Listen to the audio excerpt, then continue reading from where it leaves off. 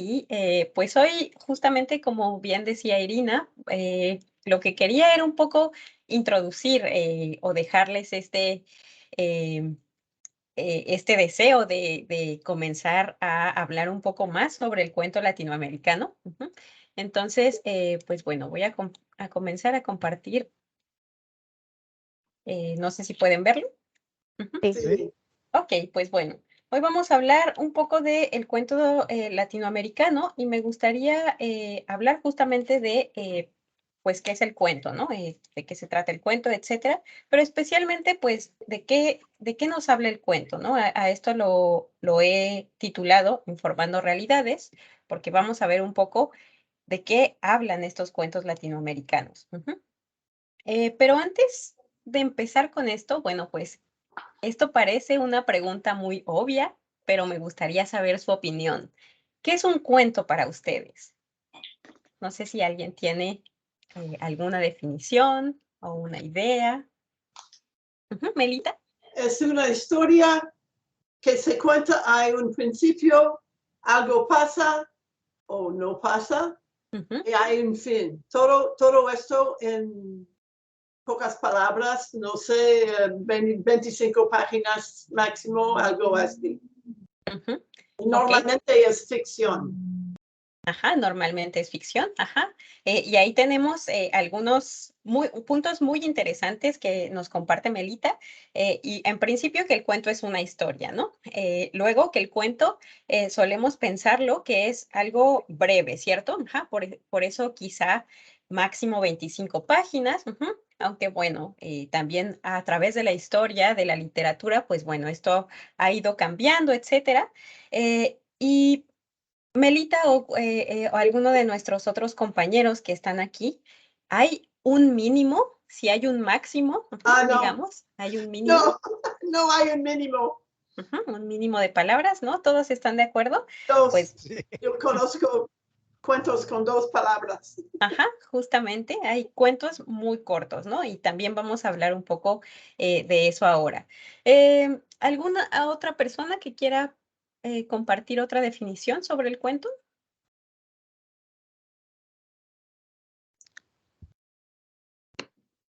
No sé si hay por ahí, creo que no tenemos otra definición. Roberto quiere. Ah, Y sí, Robert, perdón, no veía Robert. las manos. Roberto, sí. Sí, contiene un estilo de narración muy concentrada. Ujú. Es decir, Y sí. frecuentemente hay solo un punto central. No necesariamente, pero es posible. Es una es también una característica Ujú, del cuento. ujú. Justamente es algo muy importante también y que muchas, en la teoría de la literatura, por ejemplo, se hace una diferencia entre el cuento y la novela, porque el cuento es conciso y se enfoca en una sola cosa, ¿no? Puede haber varios personajes, pero digamos que hay un solo asunto. Ujú. Sí, muy bien, pues esas son algunas de las definiciones que podemos tomar para pensar en el cuento, ¿no? Y aquí tenemos una definición que García Márquez, como ustedes ya lo conocen, este escritor colombiano, ajá, nos daba, por ejemplo, de lo que él pensaba que es el cuento. Especialmente resulta interesante si pensamos en García Márquez como un hombre que desarrolló mucho la novela, ¿cierto?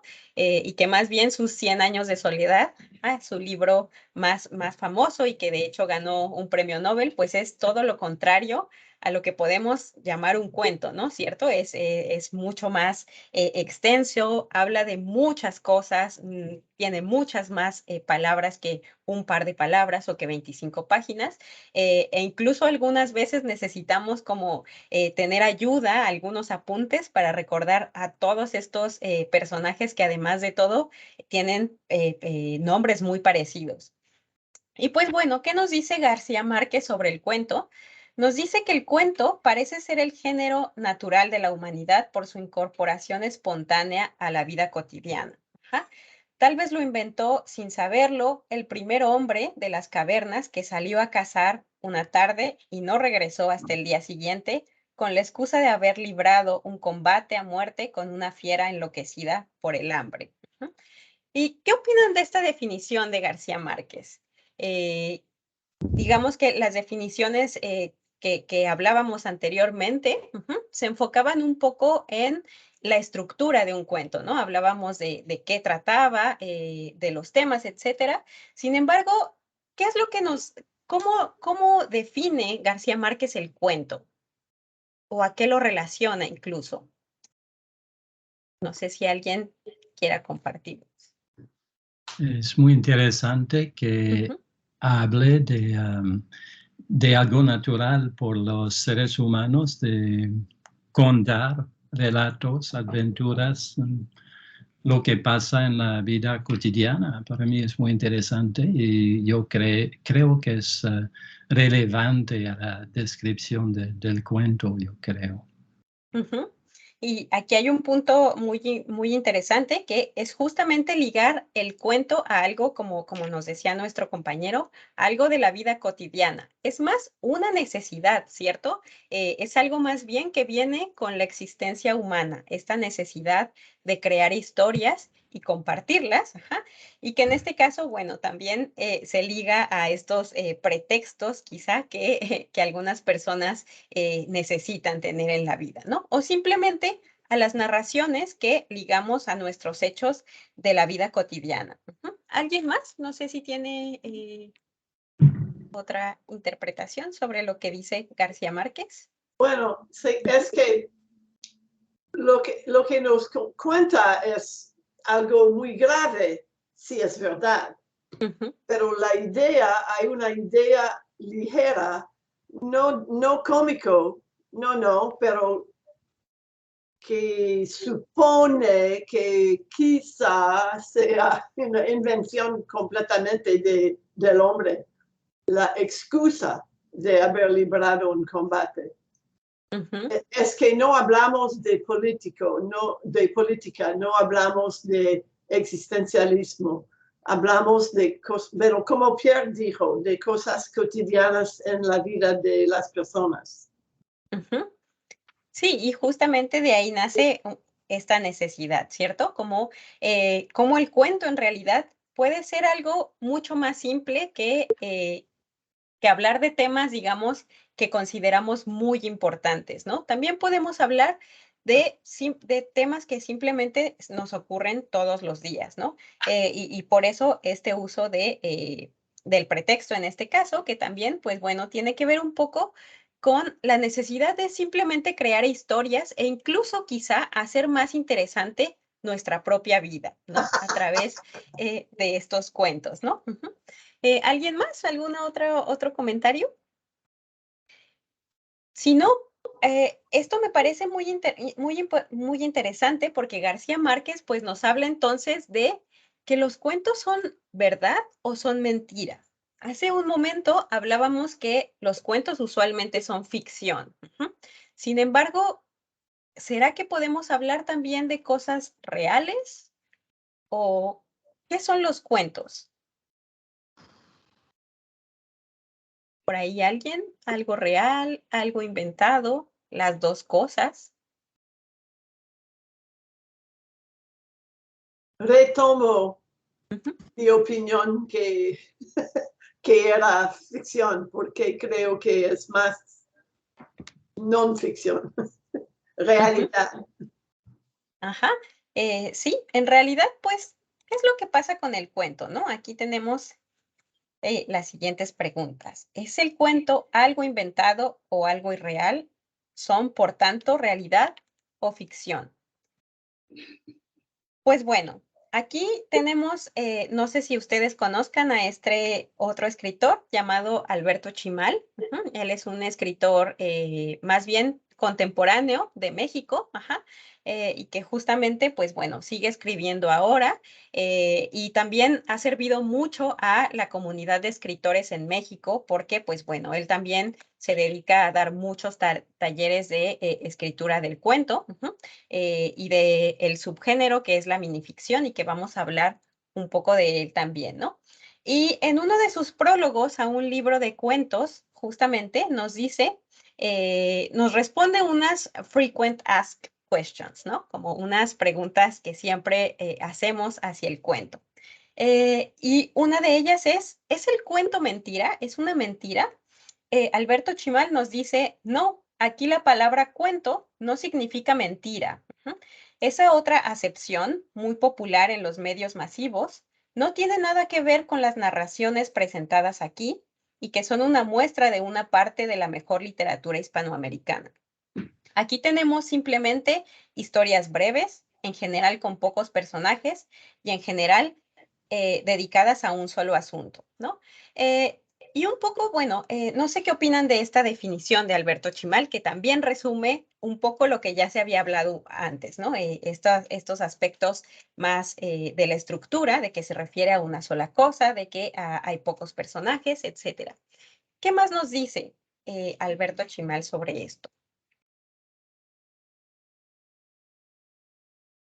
Pienso un poco en que es cierto que los cuentos no es que sean realidad precisamente, pero tampoco es que sean una mentira completa, ¿no? Y aquí retomamos un poco lo que decía García Márquez. Algunas cosas de las que nos habla el cuento están inspiradas en nuestra realidad, ¿no? Son parte de nuestra vida cotidiana. Y aquí justamente por eso eliminamos esta idea de que es una mentira como lo consideramos, como con esta carga negativa. Un cuento, pues sí puede ser una historia ficcional inventada, pero que se basa mucho en los aspectos de la realidad. Y justo por eso, la segunda pregunta, la segunda respuesta a esta pregunta, ¿qué tan reales o falsos son los cuentos? Nos dice Alberto Chimal. Los personajes y tramas inventados guardan su parte de verdad irreductible. Su propósito, como el de cualquier creación artística, es articular e indagar en la experiencia de existir en el mundo, de pertenecer a la imperfecta especie humana y de apreciar sus posibilidades de horror y de belleza, ¿no? Y pues entonces también es esto, ¿no? Efectivamente, el cuento es una creación artística, pero no podemos negar que muchos de estos cuentos se van a basar en la realidad, ¿no? Y de ahí que también resulte tan interesante conocer cuál es la producción específica del cuento latinoamericano, ¿no? De ahí mi siguiente pregunta. ¿De qué hablan entonces los cuentos latinoamericanos? Pues aquí les propongo una probada. Vamos a probar un poco algunos de estos cuentos latinoamericanos y de lo que podremos ver en este curso del cuento latinoamericano que vamos a tener durante el periodo de otoño. Y aquí les propongo el primer cuento, un cuento muy pequeño, que como Melita nos decía, pues bueno, hay cuentos de 2 palabras, Este es un cuento breve, muy breve, y es de el argentino Julio Cortázar. ¿Alguien conoce a este autor? Es bastante conocido.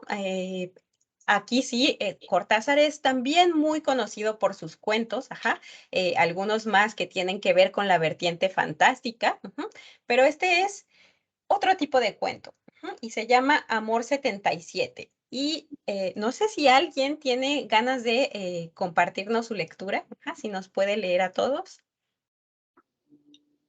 ¿Alguien que quisiera? Sí, perdón, no alcanzo a ver el nombre, Pierre. Pierre. Sí, voy a hacer. Y después de hacer todo lo que hacen, se levantan, se bañan, se entalcan, se perfuman, se visten y así progresivamente van volviendo a ser lo que no son. ¿Qué opinan de este cuento muy breve que se llama Amor 77? Robert. Sí, es el contraste, un contraste fundamental entre lo privado y lo público. Lo que nosotros mostramos en la vida cotidiana y lo público es lo falso. Ajá. Ujú. Esta Sí, contrariedad quizá, que como nos dice Luis, tenemos todos, ¿cierto? O como esta parte que como personas tenemos todos, como un desdoblamiento, ¿no? Hay una parte privada, efectivamente, y una parte que hacemos pública. Ajá. Y justamente en esto, Cortázar está preguntando, ¿qué es lo real, no? Luis nos dice es justamente lo privado lo que es lo real, mientras que lo que compartimos es lo falso. Esa es una de las interpretaciones. No sé si Pierre, ¿quieres Sí, yo decir creo algo más? que todos nosotros podemos reconocernos en este cuentito. Ujú, Es algo universal con todos los seres humanos que se visten, al menos. ujú. ¿Sí?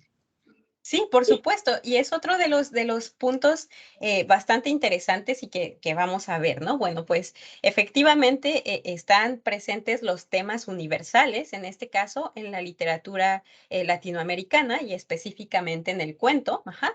Y uno de ellos que vamos a retratar más con atención tiene que ver con el título, ¿no? Como esta parte del desdoblamiento humano, por supuesto, pero también que tiene que ver con el título, el amor. Melita, ¿quieres decirnos Bueno, algo más? iba a decir que Shakespeare hace 400 años dijo algo como todos estamos actores y el mundo es la escena. Ujú, No sé la traducción en español, pero es una frase que todo el mundo conoce de Shakespeare. Entonces, ujú, dice lo mismo que somos actores en la escena de nuestra vida ujú. en el mundo. Por supuesto, ¿no? Como esta vida también es un gran escenario, como si fuera una gran obra teatral en la que todos estamos, eh, pues teniendo un papel, ¿no? Un papel dentro de la vida, dentro de la sociedad, un papel que somos para otras personas, ajá, pero que no siempre o no es todo lo que somos nosotros, ¿no? También es algo que va mucho más allá dentro de la propia intimidad. Ujú. No sé si alguien tiene alguna idea de por qué este cuento se llama Amor 77. ¿Les parece un título normal? Eh, ¿Bien? Enigmático. Ujú, Misterioso para mí es este 7-7, algo de repetición, de reciprocidad o qué, no sé, es misterioso para mí. ujú. Sí, misterioso, enigmático, como también nos decía Michelin. Ujú. Eh, y ¿Ustedes creen que este cuento habla de amor?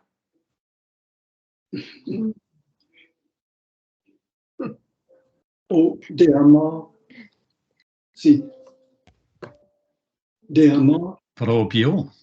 sí, exactamente, para sí mismo. Ujú. Del amor para sí mismo, ajá. Y también quizá parte de lo que podemos ver está en esta primera frase. Después de hacer todo lo que hacen, ¿no? Tenemos en principio nuestro verbo en plural, ¿no? Por lo que estamos hablando de más de una sola persona, ¿no? Y aquí nos dice, después de hacer todo lo que hacen, ujú, ¿qué hacen? ¿Qué nos podemos imaginar? Se levantan, ajá, después se levantan, se bañan, se entalcan, se perfuman, se visten, ajá. Por ahí hay otra pista. No estaban vestidos. Hay más de una persona, no estaban vestidos. Es que hicieron. Ajá, pues justamente, ¿no? ¿Qué hicieron? ¿Qué será esto?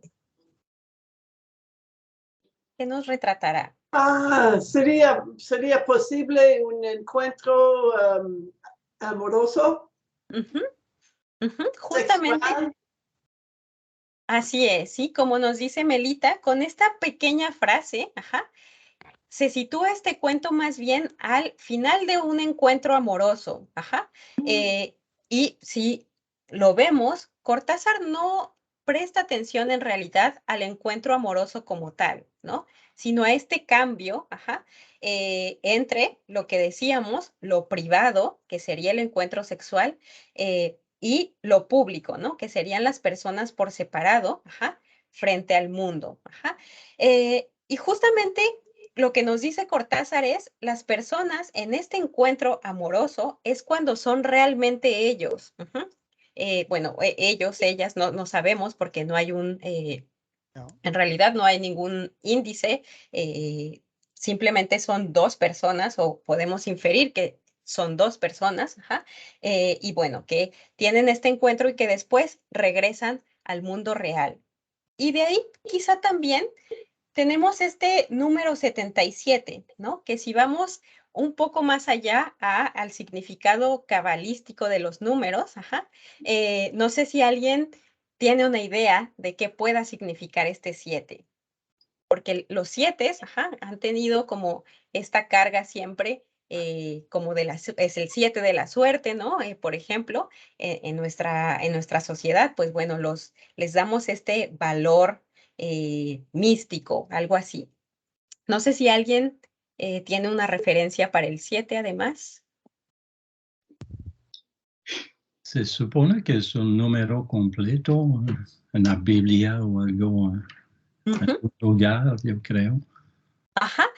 Y justamente lo que dice Pierre es muy interesante porque dentro de esta tradición de la Biblia, el 7 es tan completo porque nos habla de el 3, que es una representación de Dios, con el 4, ¿no? Si sumamos 3 con 4 nos da 7, y el 4 es un número que suele asociarse a lo terrenal.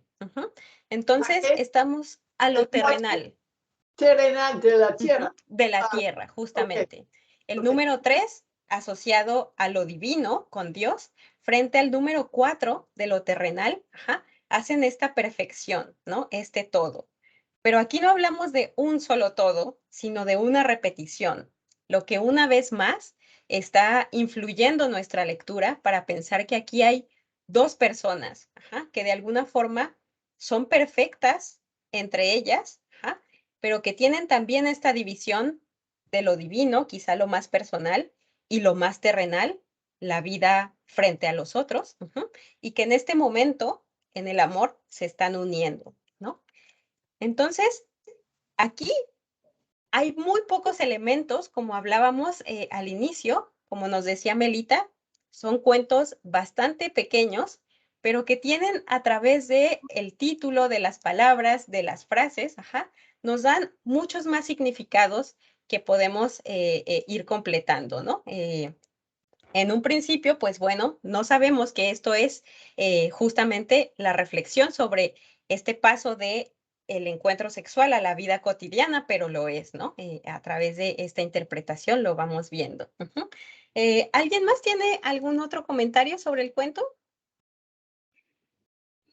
Ana Patricia, ¿sí?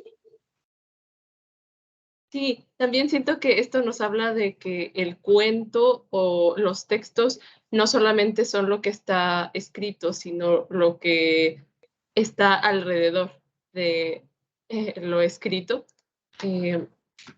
Es decir, el texto está haciendo referencia a algo que pasó antes y también algo que pasó después, y eso forma parte de la totalidad del cuento. Entonces, no solamente tenemos las 3 oraciones que lo conforman, sino que también están las referencias que tenemos al respecto sobre lo anterior o lo posterior, o lo imaginado o lo real, o bueno, lo que ocurre en otro punto, no sé, pero sí es un comentario sobre la extensión. Sí, justamente, y creo que es también un punto bastante importante e interesante especialmente para estos textos bastante cortos, porque, pues bueno, también hablamos de que esta es una creación artística que, como bien nos dice Ana Patricia, pues forma parte de nuestra cultura. Y en realidad, pues, justamente completa esa cultura que ya está detrás y se completa a través de esa tradición. Aquí tenemos muchas referencias, por ejemplo, a nuestra sociedad y a la cultura occidental que podemos identificar justamente porque somos parte de esa cultura, ¿no? Las referencias bíblicas, pero también las referencias a la vida cotidiana. Entonces, el cuento es justamente lo que está escrito, pero también lo que no está escrito. Y aquí lo bello de la literatura también es que los lectores ponemos de nosotros para llegar a estas interpretaciones, ¿no? Los cuentos, al igual que otros géneros literarios, y quizá más en el cuento porque por ser tan cortos, necesitan una interpretación, ¿no? No son, digamos, completos, no están vivos por sí mismos, sino que necesitan también del lector para completarse. Entonces, bueno, pues ahí, especialmente en estos cuentos cortos, eso es completamente indispensable, ¿no? ¿Alguna otra referencia, Melita? Lo que acabas de decir me hace pensar en la pregunta, ¿un árbol cae en el bosque, hace un ruido o no? Porque oficialmente necesita alguien con oído para escuchar, para decir que el árbol hizo un ruido. Entonces el cuento no está completo con solo palabras, necesita interpretación. Ajá, justamente también, pues, es esto que nos habla también de el enlace de la literatura y de los cuentos con la realidad, ¿no? La realidad está completa si no hay alguien que la vea y que la viva, digamos, es realmente real del todo. Pierre, ¿querías decir algo más? Sí, cuando el cuento es muy corto, levanta más preguntas en mi cabeza. Por ejemplo, se trata de una pareja que hicieron exactamente, se conocieron antes, fue algo de una noche. Es posible también que yo pienso que quizás antes fingieron y no fueron verdaderos y ahora se van a hacer el opuesto, van a ser ellos mismos después de lavarse, vestirse, etcétera. Es extrapolación, pero cuando yo leo, interactúo como con el autor, con lo que leo y a veces me puede preguntarme cuestiones, cosas así, pero ese lo hace más interesante, en mi opinión. Sí, justamente, y para mí también es una de las razones por las que me gustan tanto los cuentos, y que también García Márquez hablaba en el breve fragmento de la definición que les di. Este es un texto más largo de una entrevista de García Márquez en la que le preguntaban acerca de los cuentos y de su producción, ¿no? Como les decía, pues García Márquez, que es más conocido por estas producciones largas, novelísticas, decía justamente, es difícil, pero es muy interesante también tener los cuentos, porque es verdad, en la novela uno necesita tener todo de inicio a fin, digamos hasta cierto punto toda la explicación y al final no parecen haber muchas preguntas, ¿no? Sin embargo, el cuento se sitúa en ese punto en el que uno se pregunta, ¿y qué pasó antes? ¿Y qué va a pasar después? Y también podemos jugar con esta parte de la imaginación, ¿no? De seguir pensando en todo lo que puede suceder después. Muy bien. Vamos a pasar, voy a adelantar un poco mi presentación porque quiero pasar a otro texto también bastante corto. Y aquí nos acercamos más a lo que nos decía Melita, un cuento de 2 palabras. Aquí hay un poco más de palabras. Y este cuento se llama El emigrante y está escrito por Luis Felipe Lomelí, que es un escritor también contemporáneo mexicano que sigue escribiendo. Y aquí ya estamos hablando no solo de cuentos, sino también de un género muy importante en Latinoamérica, que es la minificción, y que de hecho comenzó desde mucho tiempo atrás, en el siglo XX, con Jorge Luis Borges, que seguramente ustedes han conocido, han leído, y que fue uno de los renovadores, justamente, como que transformó el cuento y la tradición cuentística no solo de América Latina, sino en realidad tuvo influencia en todo el mundo, ¿no? Y bueno, pues Borges tenía esta revista, la revista Sur, en la que escribía sus cuentos junto con algunos de sus colegas, y ahí es donde comienza un poco esta tradición o se desarrolla esta tradición de la minificción, ¿no? Que hoy en día también es bastante importante en América Latina y que, como podemos ver, habla de muchos temas de bastante actualidad, ¿no? Y aquí pues tenemos un diálogo en este cuento que se llama El emigrante. ¿Y qué nos dice el cuento? Una persona nos dice, ¿olvida usted algo? Y la otra persona dice, ojalá. ¿Qué opinan de este cuento? ¿Qué nos dice? ¿Cómo funciona? Pero hay toda una parte antes de 25 años. Exactamente. De guerra, de pobreza, de violencia. Y esta persona emigre y una interpretación sería la persona espera poder olvidar su pasado difícil. Es una interpretación. Sí. Pues bueno, como bien nos decía Ana Patricia también, pues aquí hay mucho de que es cómo nosotros completamos este cuento, ¿no? Y cómo Melita nos está completando el significado de este cuento, que además funciona con lo que está escrito, con esta referencia en el título al emigrante y por supuesto con todo lo que tenemos detrás. Pierre y luego Robert. Sí, lo siento así, es que quizás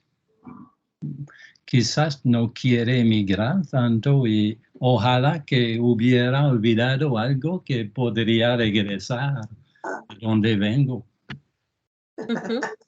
Sí.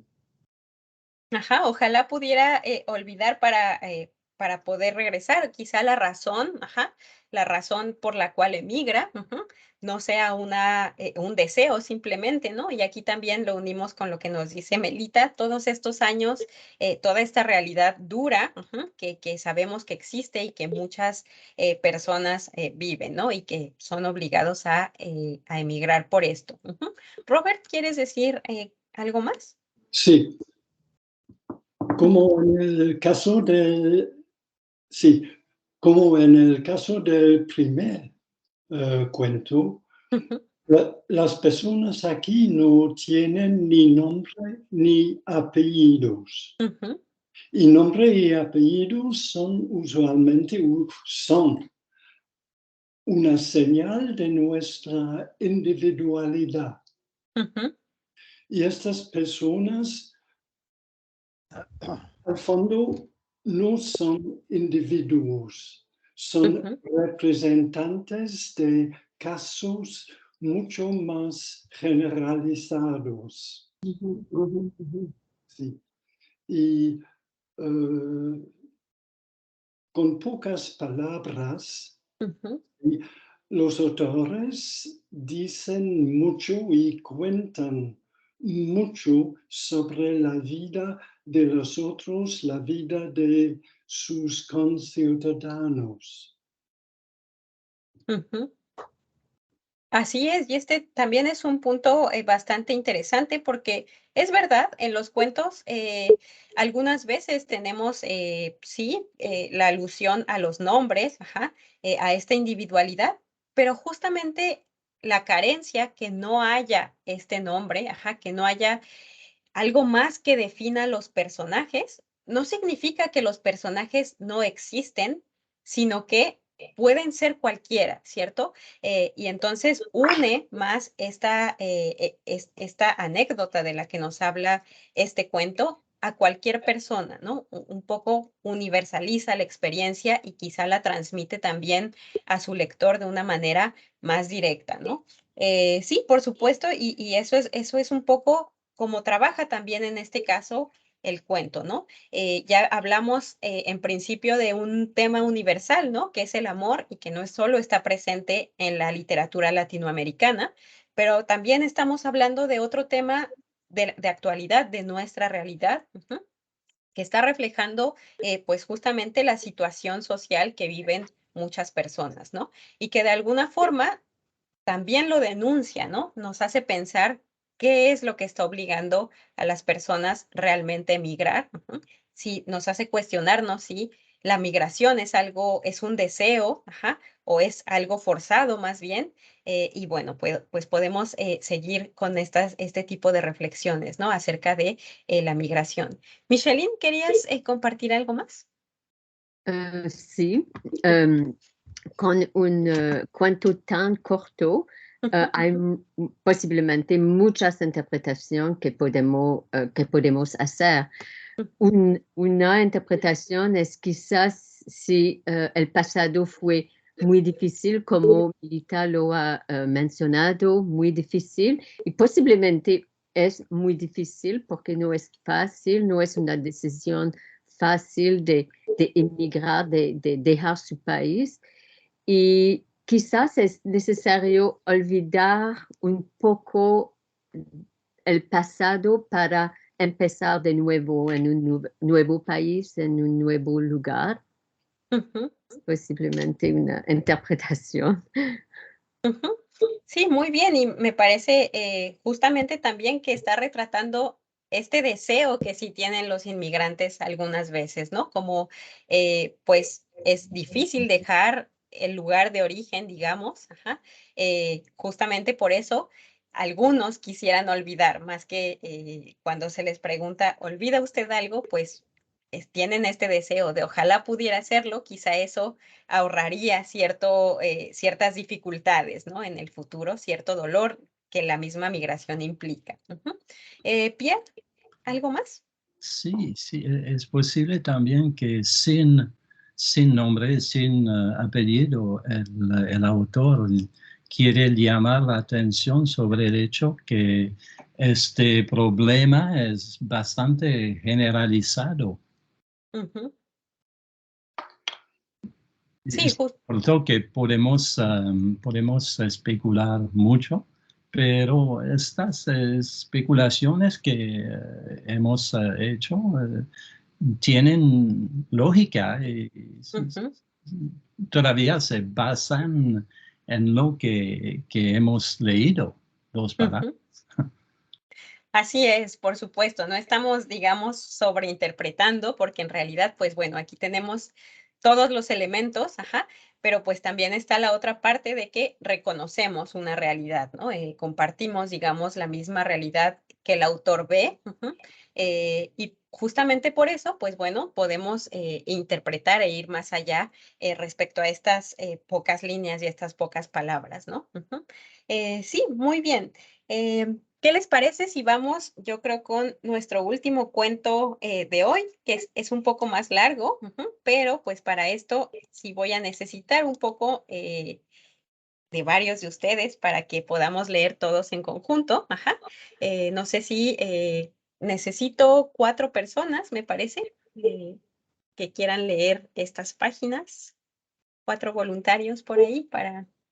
Melita, tenemos una. Para empezar, Sí, adelante.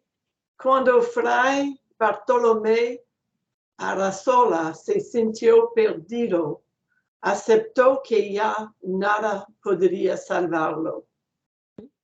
La selva poderosa de Guatemala lo había apresado, implacable y definitiva.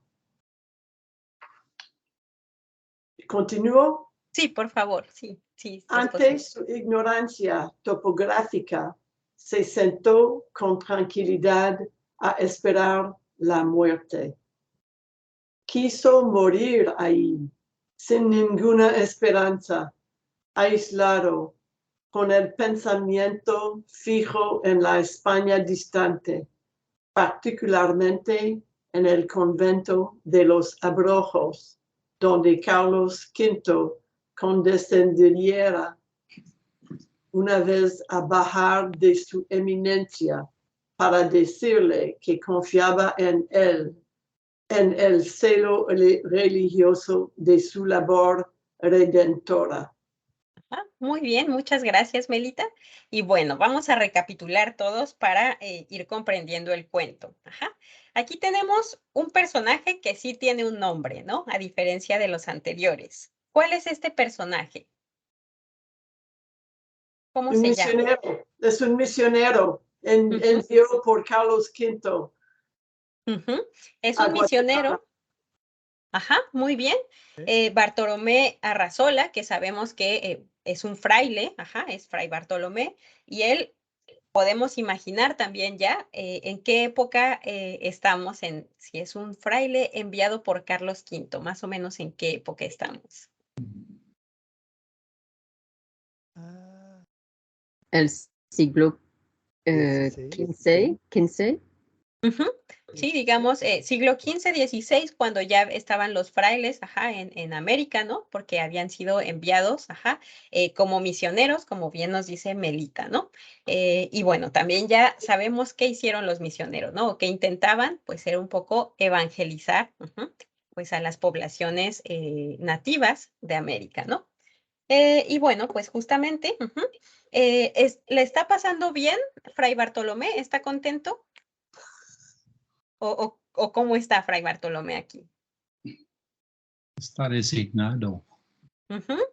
¿Resignado a qué? Desesperado. Va a morir. Justamente, ¿no? Pues bueno, está resignado a morir, como dice, y está desesperado porque, bueno, pues se ha perdido en la selva, ¿no? En esta selva de Guatemala que es bastante poderosa, implacable y definitiva, pues es la que, pues, se ha perdido, ¿no? Entonces, lo que espera es morir. Muy bien, ¿qué pasa después? ¿Quién nos quiere decir qué le pasa a Fray Bartolomé después? Pierre. Al despertar se encontró rodeado por un grupo de indígenas de rostro impasible que se disponían a sacrificarlo ante un altar que a Bartolomé le pareció como el lecho en que descansaría al fin de sus temores, de su destino, de sí mismo. 3 años en el país le habían conferido un mediano dominio de las lenguas nativas. Intentó algo, dijo algunas palabras que fueron comprendidas. Muy bien, gracias, Pierre. ¿Y qué está pasando aquí? Fray Bartolomé estaba cansado, resignado a morir, se quedó dormido y cuando despertó, ¿a quiénes encontró o qué encontró? Sí. Estaba rodeado por indígenas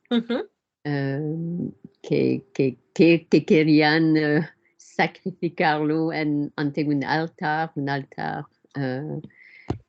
Bartolomé el altar le pareció como un lecho en que se descansaría, pero no tenía temor que no era un lecho.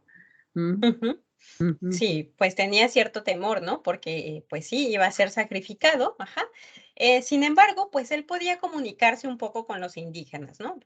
Sí. Al parecer ya había estado 3 años en América y pues conoció un poco su lengua. Así que dijo algo Fray Bartolomé y vamos a ver qué dijo. ¿Quién nos continúa leyendo? ¿Algún otro voluntario? ¿Puedo? Sí, Micheline. Sí.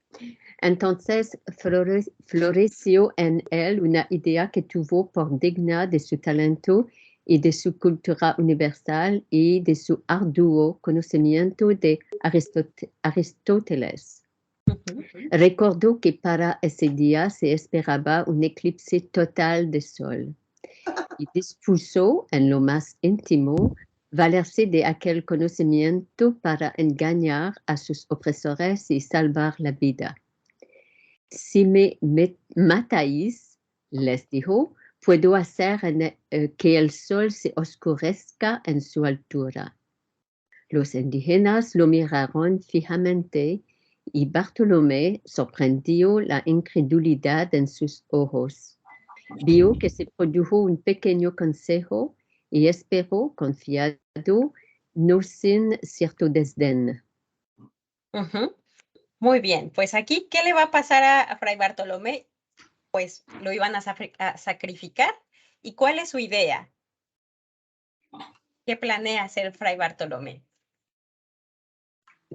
Predecir el eclipse. El eclipse. El eclipse. Entonces, él sabe que va a haber un eclipse, ¿cierto? Porque es una persona erudita, es decir, conoce a Aristóteles, tiene conocimiento científico. Robert, ¿algo más? Quiere salvarse, quiere impresionar a los indígenas. Y lo que yo veo, lo que está en el futuro, en la última parte del cuento, hay una cuarta parte. Sí, y ahora vamos a comentarla. Está bien si te interrumpo por ahora para que podamos sorprendernos todos a la vez. Ok, pues sí. Es que habrá probablemente una gran decepción. Habrá probablemente. Sí. Sí, justamente, probablemente va a haber una decepción o vamos a ver qué es lo que pasa, ¿no? Por ahora, ¿ustedes creen que Fray Bartolomé es decir, es erudito, es un hombre de ciencia? ¿Cómo ve a los indígenas? ¿Cómo creen que hasta ahora Fray Bartolomé tiene una idea de los indígenas? ¿Cuál será esta idea? Que tiene desdén de ellos, porque Cierto. ellos son ignorantes y no saben nada de Aristóteles. Exactamente, ¿no? Va a ser fácil engañarlos. Justamente, ¿no? Por eso está un poco pensando en esta idea de cómo engañarlos, ¿no? Porque él tiene conocimiento científico y pues bueno, de ahí que tenga cierto desdén hacia los indígenas, como bien nos dice Melita. Vamos a leer la última parte. ¿Quién nos lee?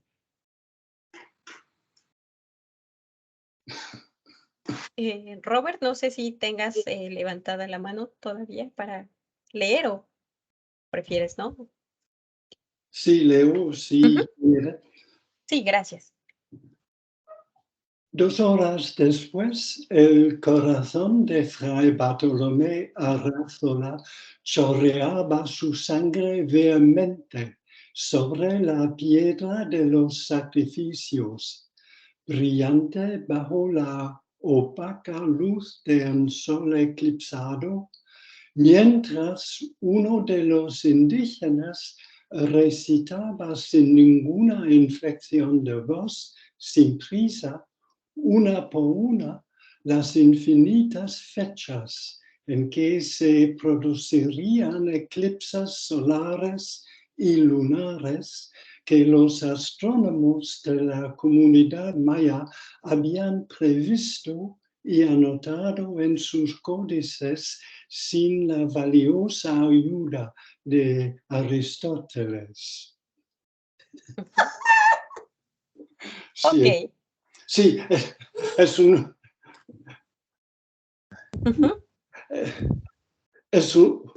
cuento de horror. Es un cuento de horror y un cuento también de humor. Exactamente, estoy totalmente de acuerdo contigo, Robert. Creo que, en definitiva, Augusto Monterroso, que es un escritor guatemalteco, pues también escribe este cuento con definitivamente cierto humor, ¿no? De alguna forma, pues bueno, he comentado mucho este cuento con algunos otros estudiantes en algunas clases, y una de las partes que siempre nos dicen es, no está bien el sacrificio, ¿no? El sacrificio que hacían los indígenas, aunque creo que Monterroso juega más con este hecho de los sacrificios, ajá, un poco, lo está usando completamente como un recurso de humor, ¿no? Un poco para llegar al punto específico que es el que quiere, ¿no? Un poco esta relación. ¿Qué más podemos decir sobre este cuento? Al Bueno, final... el fin es una sorpresa. Y es una sorpresa, bueno, me gusta el cuento. Sí, es bastante sorpresivo, ajá. Y bueno, aquí no, estamos hablando un poco de esta relación de la que veíamos antes, de este desdén que tenía Fray Bartolomé hacia los indígenas, ¿no? Micheline. Pienso que es una manera para para el escritor de criticar más o menos el colonialismo, en que los imperios piensan que los indígenas eran ignorantes. Y pienso que es una crítica del colonialismo. Sí, justamente creo que justo por eso utiliza este recurso, ¿no? A partir de un poco el humor, es una crítica hasta hacia esta idea de que la civilización, digamos, viene con la ciencia de Aristóteles o de ciertos pensadores, ¿no? Pierre. Y también el autor nos recuerda que los mayas tenían un gran conocimiento de la astronómica, Astronomía.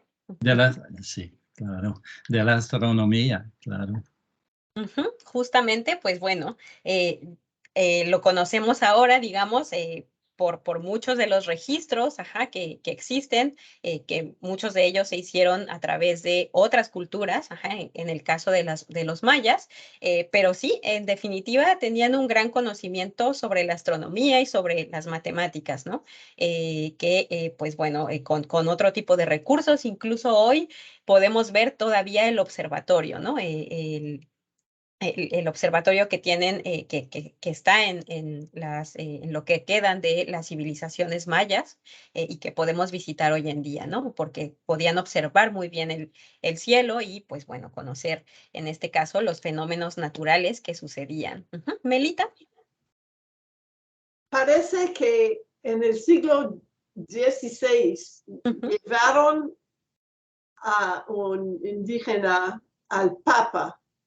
Y el Papa debía decidir si sí o no la persona era humana y que tenía un alma.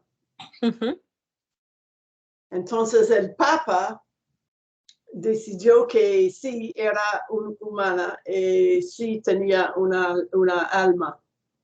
Pero eso va en lo que dicen las dos personas que están hablando del colonialismo. Y bueno, es algo muy de hoy en día con la visita del Papa, que estamos hablando de la misma cosa. Sí, bueno, también justamente, pues eso, este cuento, pues tiene algunos años, ¿no? Monterroso es un escritor del siglo XX, ajá, es decir, ya estamos en el siglo XXI, no es, digamos, el más contemporáneo, sin embargo, pues nos habla de una realidad que efectivamente, lamentablemente, sigue sucediendo hoy en día, ¿no? Las visiones colonialistas que nos dicen que ciertos pueblos o ciertas culturas son civilizadas frente a otras que no lo son, ajá, y bueno, así es como sigue funcionando el mundo, lamentablemente, y como bien nos dice Melita, pues qué mejor referencia que la de todavía hoy en día, ¿no? Como pues bueno, esta influencia en nuestra realidad de todavía la iglesia y las instituciones, no solo la iglesia católica, sino muchas instituciones pues que nos hablan de este tipo de realidades, ¿no? ¿Alguien más? No sé si alguien tenga otro comentario. ¿No? ¿Les gustaron los cuentos?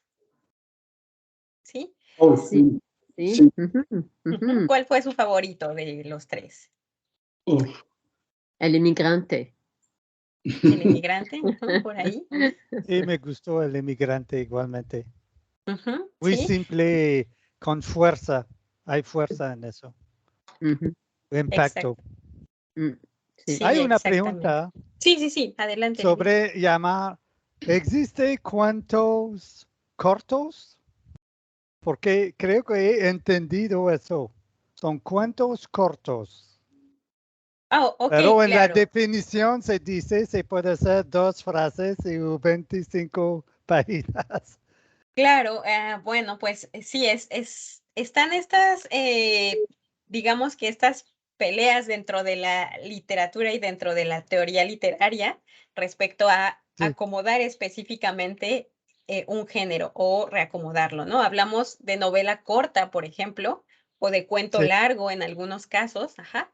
Y sí, en realidad se dicen y son posturas que muchos teóricos tienen y adoptan de diferente forma, ¿no?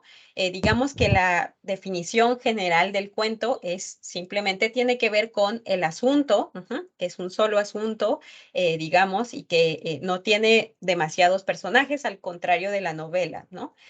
Sin embargo, sí, en espacios, digamos, en los que se quiere ser más específicos, algunos hablan de sí, cuentos largos, ajá, pero bueno, también eso es algo que no está definitivamente establecido, ¿no? Porque algunas Es veces... flexible, ¿no? Ujú, Es flexible la descripción, ¿sí? así es. Y además, quizá tampoco es tan importante a veces saber si algo es un cuento largo o una novela corta, más bien, sino a veces el contenido, ¿cierto? ¿No? También. Sí, así es. ¿Alguna otra pregunta, comentario? Pierre. Curiosidad, yo vi muy rápido en la pantalla un día de estos, es un cuento de Gabriel García Márquez, yo creo. Así es. Okay. Sí, es un cuento de García Márquez que, pues bueno, también no nos dio tiempo, pero bueno, habla un poco de la realidad política de Colombia en cierta época, ¿no? Y también de una manera muy sutil, digamos, pues García Márquez detalla esta época de violencia en Colombia, ¿no? ¿Alguien más, Melita? Sí.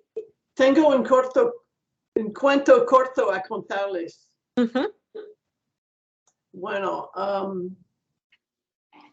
para vender zapatos de bebé nunca puestos. Claro. Sí, es otra minificción latinoamericana, si no mal recuerdo también, que es justamente responde a este género del anuncio, ¿no?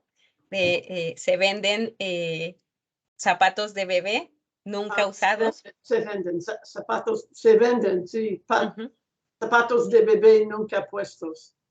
Nunca usados, que bueno, también juega un poco con este humor, ¿no?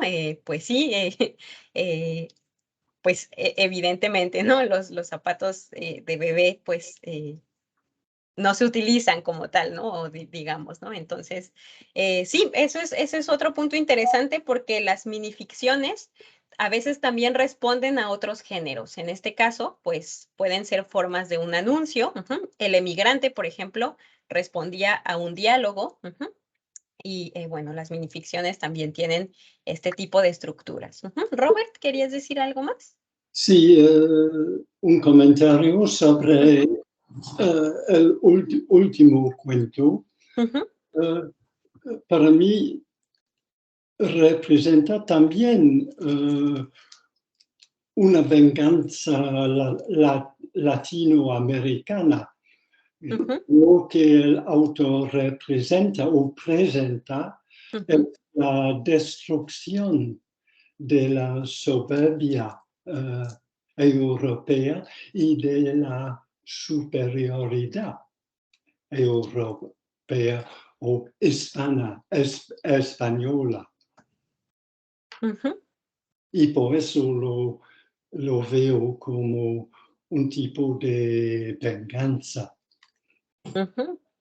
Y sí, me encanta tu interpretación también, porque, pues bueno, es también muy interesante cómo, pues, el arte puede llegar a tomar otro tipo de niveles en la realidad, ¿no? Digamos, en este caso, pues la venganza se hace a través de la creación artística, ajá, y del humor, más que de una venganza como se suele hacer, ¿no? Digamos, como física, que involucre aspectos horribles, ¿no? Aquí involucramos más bien una historia, algo artístico, algo que podemos compartir y que además, pues sí, tiene esta pizca de humor, ¿no? Entonces también, bueno, ahí está esta otra parte bastante interesante. No sé si hay más comentarios. Si no hay más comentarios, pues bueno, los esperamos entonces para el curso del cuento latinoamericano. Esta solo fue una pequeña probada de lo que vamos a estar analizando y leyendo, de lo que estaremos hablando. Muchas gracias por su atención. Muchas gracias, Xenia. Sí, Gracias, muchas gracias. Muy me encantó la interesante. dinámica que hemos tenido. Excelente participación a todos. Gracias. Y muchas gracias a todos. Gracias, Irina. Entonces, jueves a la misma hora, de las 5 a las 7 y en línea. Así Sí, es. es en línea porque sí, Xenia vive en Montreal, entonces sí, va a ser en Ah, línea. Como Pero yo. sí, sí, Queremos sí, ir a exactamente. Montreal. Muy bien, muchas gracias. Seguimos en Gracias. contacto, Xenia. Buenas tardes a todos. Si tienen Gracias a cualquier todos. pregunta Gracias. Ok. sobre este ¿Van a ir en curso u otros, vacaciones ustedes? Ah, Irina, ¿es el tiempo de vacaciones por ustedes?